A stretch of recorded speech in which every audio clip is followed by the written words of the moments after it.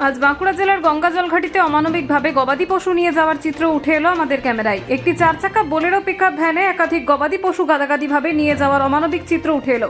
এই সমস্ত গবাদি পশুগুলো ব্যবসায়ীরা অন্যত্র নিয়ে যাচ্ছেন। তাদেরকে প্রশ্ন করা হলে তারা আমাদের রৌদ্রলিপি নিউজের ক্যামেরা দেখে চমকে ওঠেন।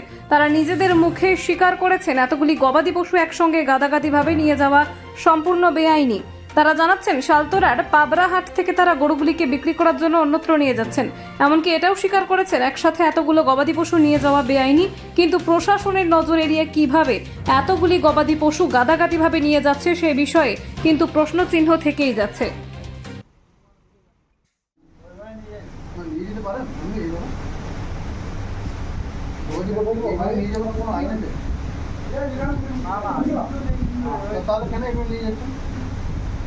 প্রশাসনের মতো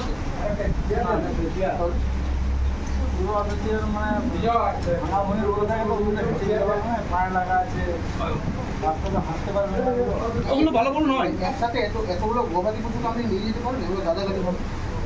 গাড়িটা তো বড় গাড়ি, জায়গাটা ফাঁকা, কোথাও নিয়ে আসবেন গবাদি পশু পাওয়া হাঁটতে কালাম আছে আপনাদের নির্দিষ্ট কোনো কালাম আছে? কোথায় কালাম সবাই মিলে না চলে গেছে, যার মালিক চলে গেছে। মালিক কোথায়? মালিক গেছে হাঁটা শুরু। কি নাম ওনার? ওনার কি নাম?